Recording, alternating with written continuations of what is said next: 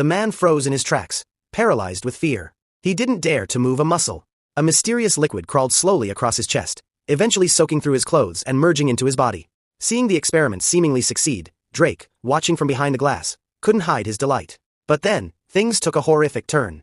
The man's limbs began to twist and contort in a gruesome fashion before he collapsed, dying a slow and painful death. This terrifying sight left the undercover journalist in complete shock. The laboratory was filled with all sorts of test subjects, some gasping for their last breath, others lying motionless, their fates unknown. Just as Eddie was about to make his escape, someone recognized him. A woman began pounding frantically on the glass, pleading for help.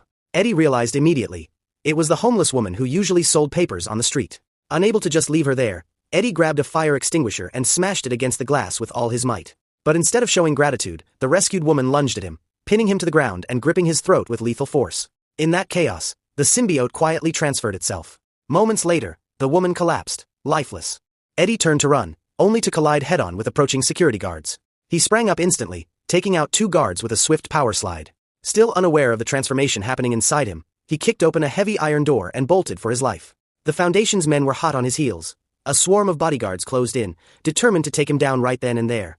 Driven by survival, Eddie sprinted with supernatural force, even snapping a massive tree in half upon impact. The guards arrived quickly and surrounded the area, but Eddie was nowhere to be found. He had already scaled a towering tree with his bare hands, hanging from a branch dozens of meters in the air, narrowly escaping his pursuers. Back at home, an insatiable hunger took hold of him. He began devouring everything in his kitchen, but it wasn't nearly enough to calm the emptiness in his stomach. In a desperate move, he ended up scavenging through the trash, grabbing a leftover duck leg from the day before. Just then, the annoying sound of a neighbor's music began to blare. The chaotic noise felt like needles in his ears. He went over to offer a polite warning, but the neighbor responded with a smug, defiant attitude. In an instant, Eddie's inner monster surfaced, revealing his terrifying true face.